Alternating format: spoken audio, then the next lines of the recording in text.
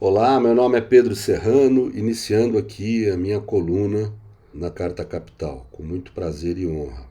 O tema que nós vamos abordar essa semana é a questão dos ataques contínuos que nós vemos de bolsonaristas à democracia e à ordem instituída pela democracia. Tivemos uma manifestação noticiada pela imprensa da deputada Carla Zambelli, onde ela convoca os generais e comandantes das Forças Armadas a se subordinarem contra o governo do presidente Lula. Em última instância, senhores generais quatro estrelas, vocês são os guardiões da nossa Constituição.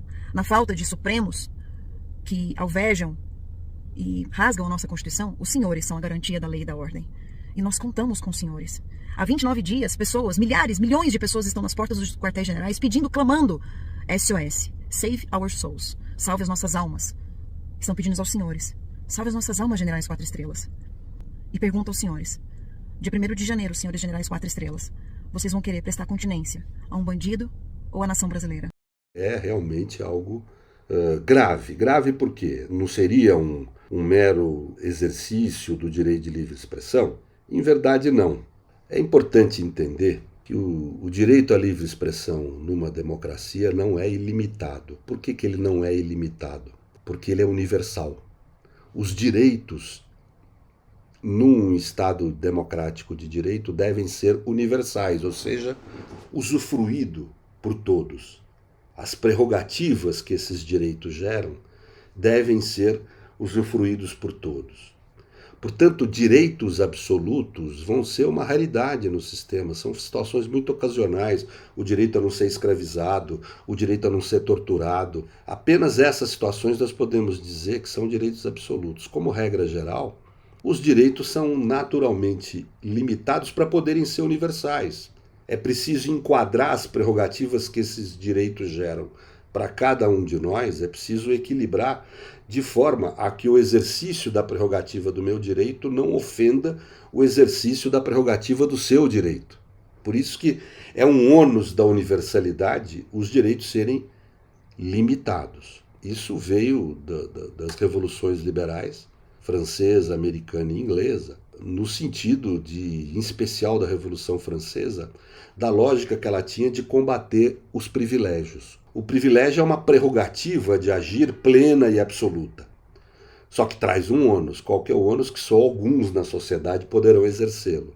Então, quando reacionários, ou seja, aqueles conservadores revolucionários, dizem pretender direitos de forma absoluta, o que eles estão reivindicando é privilégio, prerrogativa sobre os demais e não em comum com os demais. Portanto, nós temos que tomar muito cuidado quando se fala em livre expressão como um direito absoluto. Ele não é um direito absoluto, nem deve ser. Esse é o ônus dele poder ser universal, todos podermos exercê-los. Esses limites mudam segundo a situação fática de cada caso. O ambiente fático sobre o qual o texto normativo da Constituição se aplica. Assim, por exemplo, no âmbito da política, há uma amplitude imensa do direito de livre expressão. A democracia deve conviver com extremistas, para não ser uma ditadura de centro.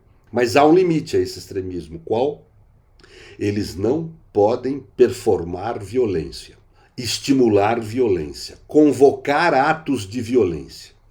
Isso não é possível. Há uma lei no Brasil, a Lei de Defesa do Estado Democrático, que estabelece isso. Performar violências é crime.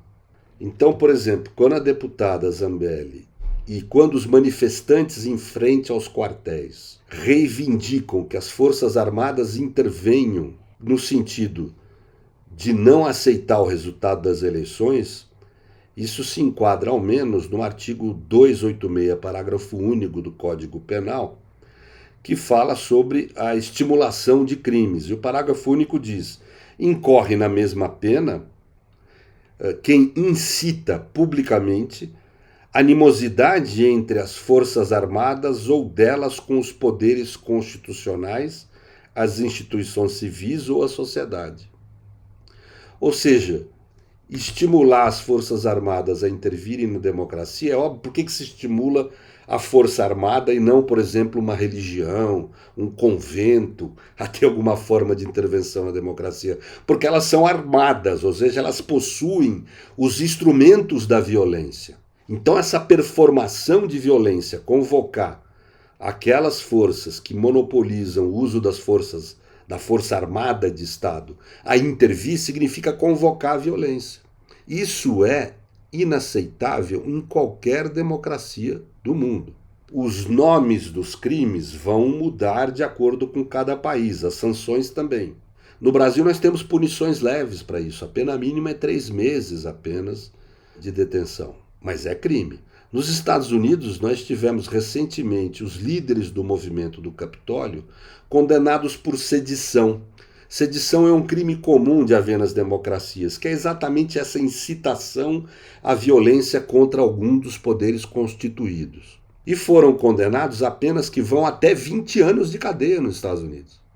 Ou seja, mesmo a democracia americana, que muitos reacionários hoje querem apontar como apoio às suas pretensões, são democracias que punem rigorosamente aqueles que atentam com violência ou convocação da violência contra os poderes instituídos.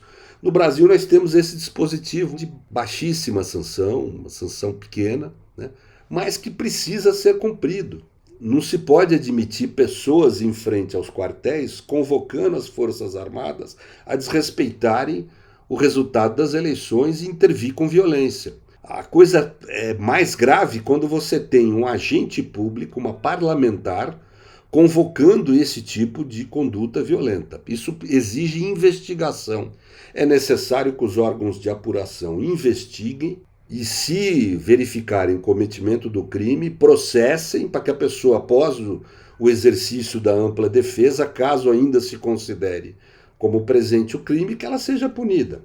No caso de uma parlamentar, sempre há também a possibilidade de se cassar o mandato dela como sanção por esse tipo de crime, caso o crime realmente tenha ocorrido.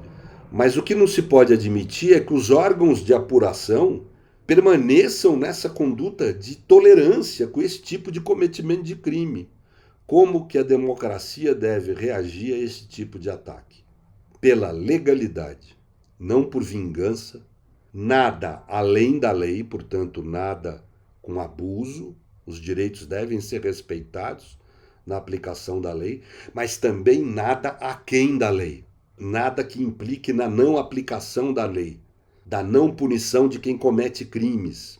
A legalidade é a resposta que a democracia dá a esse tipo de ataque.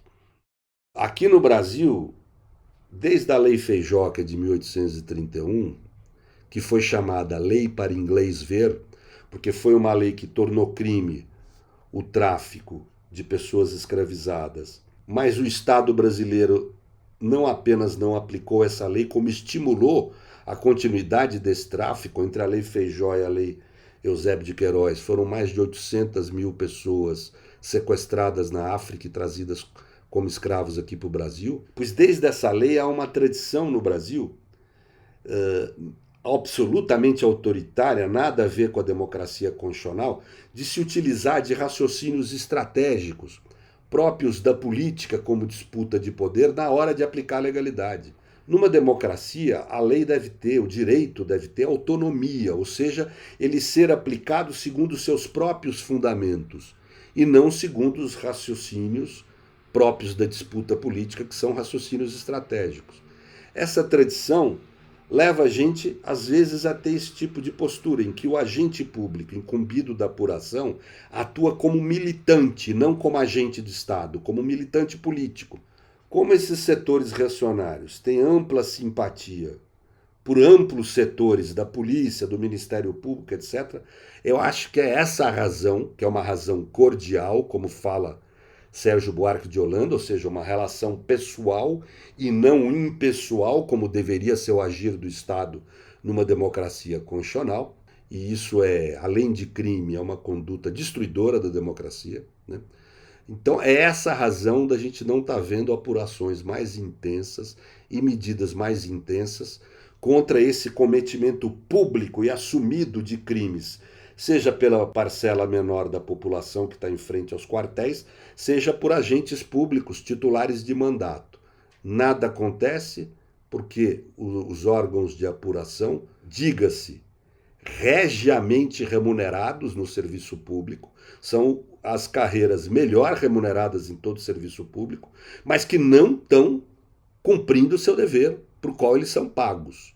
Então é necessário que haja atenção da sociedade com isso, é preciso exigir legalidade na conduta estatal. Nada além da lei, mas nada aquém da lei. É preciso que crimes contra a democracia sejam adequadamente reprimidos, sob pena dessa democracia ser destruída por esse tipo de conduta.